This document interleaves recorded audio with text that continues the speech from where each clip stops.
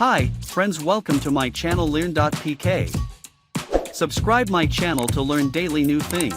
बात करते हैं ओरिएंटेशंस की। तो ओरिएंटेशन बेसिकली होते हैं हमारे पास टू टाइप्स के, एक लैंडस्केप होता है, दूसरा पोर्ट्रेट होता है। तो पोर्ट्रेट जो होता है वो लंबाई में हमारा प्रिंट देता है और लैंडस्केप जो होता है वो चौड़ाई में हमारा प्रिंट देता है। तो प्रेजेंट टाइम में जो हमारा डेटा था वो पोर्ट्रेट था, जो आपके सामने रिप्रेजेंट हो रहा है। अगर हम इसको लैंडस्केप करते हैं तो लैंडस्केप करने के बाद आप देखेंगे यहाँ पर इसका साइज इंक्रीज हो गया और ये नीचे से हमारा साइज जो होगा वो डिक्रीज हो जाएगा। इसका अगर हम प्रिंट प्रीव्यू यहाँ पर देखते हैं तो आप देखेंगे हमारा जो डेटा था वो लैंडस्केप में यहाँ पर रिप्रेजेंट हो चुका है। इसी तरीके से अगर आप इसे पोर्ट्रेट में चाहेंगे तो आप इसे पोर्ट्रेट में कन्वर्ट कर सकते हैं और इसके बाद अगर आप प्रिंट प्रीव्यू देखना चाहें तो यहाँ पर आप इसे देख सकते हैं। ये भी एक सिंपल ही ऑप्शन था लैंडस्केप और पोर्ट्रेट का। अगर आपको अपना डेटा लंबाई में निकालना है तो लंबाई के लिए आप पोर्ट्रेट को सिलेक्ट करेंगे, अगर आपको उसको चौड़ाई में निकालना है तो आप इसको लैंडस्केप का यूज़ करेंगे।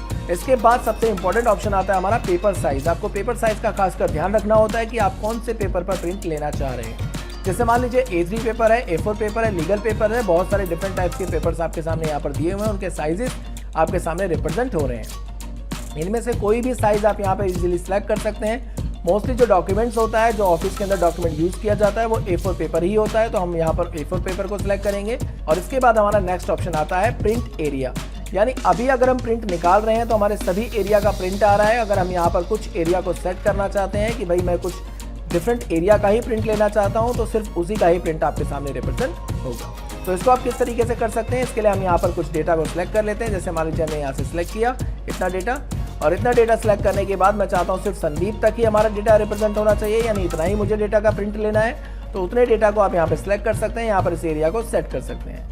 जैसे हमने प्रीसेट प्रिंट एरिया किया तो इतना एरिया हमारा सेट हो चुका है। अगर हम कंट्रोल F2 करके इसका प्रिंट प्रीव्यू देखेंगे तो आप देखेंगे हमारा उतना ही डेटा रिप्रेजेंट होगा जितना हमने यहाँ पर सेट किया था।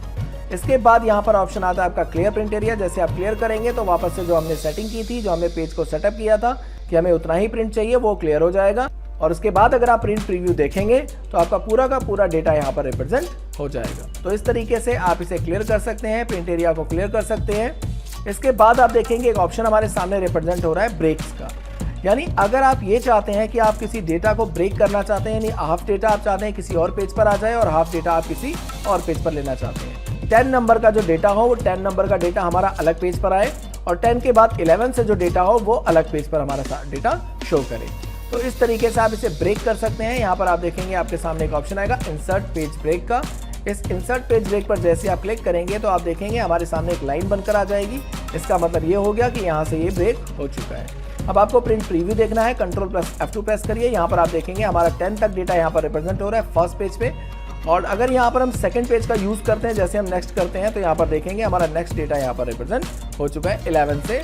अगर आप डिफरेंट पेजेस के अंदर इसका प्रिंट आउट लेना चाहते हैं तो आप पेज ब्रेक का यूज़ कर सकते हैं। इसके बाद हमारा नेक्स्ट ऑप्शन है रिमूव पेज ब्रेक। जो हमने पेज ब्रेक लगाया था, अगर हम उसे रिमूव करना चाहते हैं तो उस एरिया को आपको सिलेक्ट करना होगा। सिलेक्ट करने के बाद यहाँ से वापस से जाना होगा पेज ब्रेक के अंदर, यहाँ पर आपको यूज़ करना होगा रिमूव पेज ब्रेक।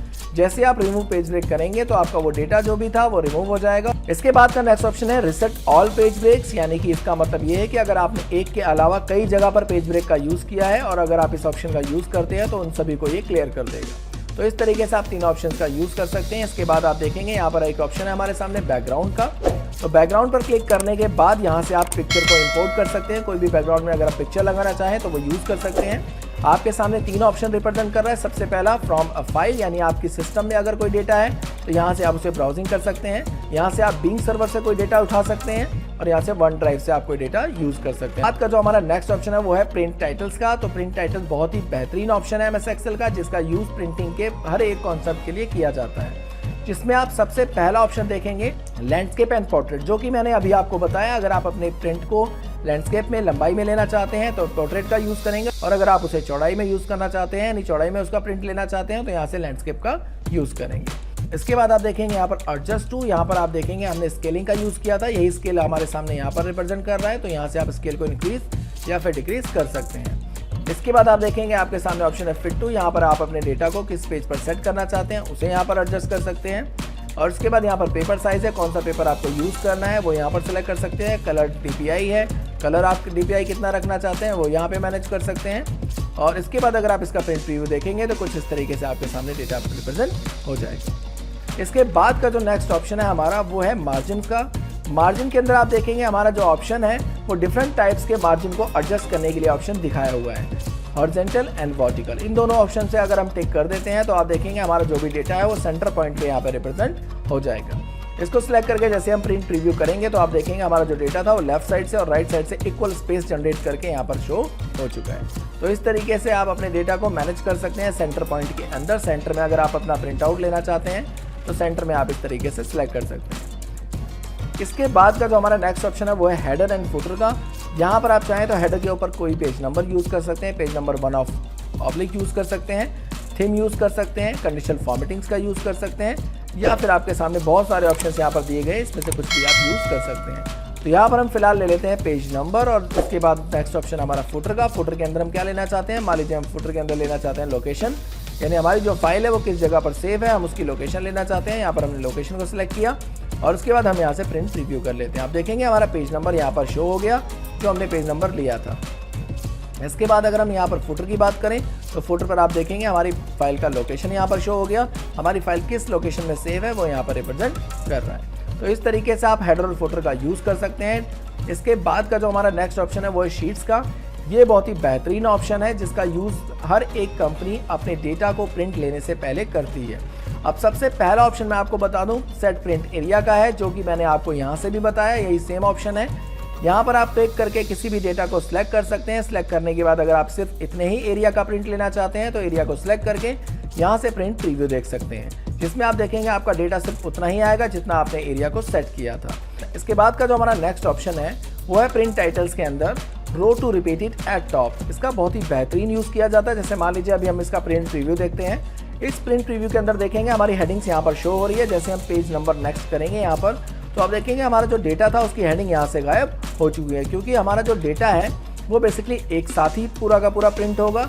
और जब ये डेटा हमारा प्रिंट होगा तो उसके अंदर यहाँ पर हमारा पेज ब्रेक हो जाता है, यानी हमारा जो डेटा है वो काफ़ी लार्ज है और वो नेक्स्ट पेज पर शिफ्ट हो जाता है। और शिफ्ट होने के बाद अब हमें कैसे पता चलेगा कि सीरियल नंबर कौन सा है, नाम कौन सा है, हिंदी इंग्लिश मैथ के नंबर कौन से हैं। तो उसके लिए हमें क्या करना पड़ेगा, बार बार यहाँ पर हेडिंग को कॉपी करके यहाँ पर मार्जिन जहाँ पर भी खत्म हुआ है उसको पेस्ट करना पड़ेगा। तो ये बहुत ही बड़ा काम हो जाता है। अब इस काम को हम बहुत ही इजी तरीके से इस ऑप्शन के थ्रू कैसे कर सकते हैं, उसके लिए हम इस पर क्लिक करेंगे।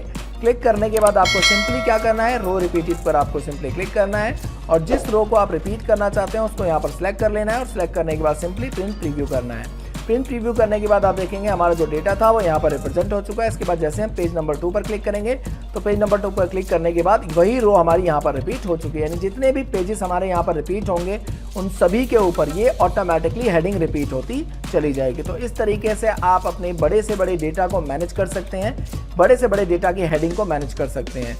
ये तो था हमारा रो का। इसके बाद अगर आप इसमें कॉलम को यूज़ करना चाहते हैं तो कॉलम वाइज भी आप इसी तरीके से इसकी रेंज लेकर के आप कॉलम वाइज भी इसको यूज़ कर सकते हैं। इसके बाद का जो हमारा नेक्स्ट ऑप्शन है वो है ग्रिड लाइंस का। ग्रिड लाइन का हम किस तरीके से यूज़ कर सकते हैं, इसके लिए आप देखेंगे हमारे सामने एक डेटा है जो बहुत ही सिंपल है, जिसमें किसी भी तरीके की कोई भी ग्रिड लाइंस नहीं दी गई है। अगर हम इस पर क्लिक करके यहाँ पर ग्रिड लाइन को सिलेक्ट करते हैं और प्रिंट प्रीव्यू देखते हैं तो आप देखेंगे इन सभी की ग्रिड लाइंस यहाँ पर represent by default automatically show हो जाएंगी। तो अगर आपके पास कोई डेटा जो ड्राफ्ट क्वालिटी के अंदर है, अगर आप उसे ग्रिड लाइन में कन्वर्ट करना चाहते हैं तो इस तरीके से आप उसे कन्वर्ट कर सकते हैं और उसका प्रिंट आउट ले सकते हैं। इसके अलावा यहाँ पर आप देखेंगे एक ऑप्शन हमारा ब्लैक एंड व्हाइट का है। इसके लिए हम कोई भी कलर थीम ले लेते हैं। जैसे मान लीजिए हमारे पास ये डेटा है और इस डेटा को मुझे ब्लैक एंड व्हाइट कलर में प्रिंट करना है, तो उसको किस तरीके से आप कर सकते हैं। अब डेटा तो हमारा कलरफुल है लेकिन इसका print out black and white में चाहिए, तो मोस्टली इसका यूज़ कंपनी बहुत ही ज़्यादा करती है। हर कंपनी इसका यूज़ करती है। मोस्टली जो डॉक्यूमेंट्स होते हैं वो हमारे ब्लैक एंड व्हाइट कलर में ही प्रिंट होते हैं। अब जो हमारा कलर डेटा है उसको किस तरीके से ब्लैक एंड व्हाइट में प्रिंट किया जा सकता है, उसके लिए आपको सिंपली इस ऑप्शन का यूज़ करना है, इस पर क्लिक करना है और यहाँ पर ब्लैक एंड व्हाइट वाले ऑप्शन पर सिंपली क्लिक कर देना है। जैसे इस वाले ऑप्शन पर आप क्लिक करेंगे, क्लिक करने के बाद यहाँ से आप प्रिंट प्रीव्यू देखेंगे इसका, तो आप देखेंगे हमारा जो कलरफुल टेबल थी वो ब्लैक एंड व्हाइट टेबल में कन्वर्ट हो चुकी है। तो इस तरीके से आप इस ऑप्शन का यूज़ कर सकते हैं। इसके बाद आप देखेंगे आपके सामने एक ऑप्शन आता है ड्राफ्ट क्वालिटी का। ड्राफ्ट क्वालिटी को सिलेक्ट करके जैसे आप इसका प्रिंट प्रीव्यू देखेंगे तो आप देखेंगे आपकी जितनी भी आउटलाइन कलर्स थे वो सारी की सारी यहाँ से रिमूव हो चुकी हैं।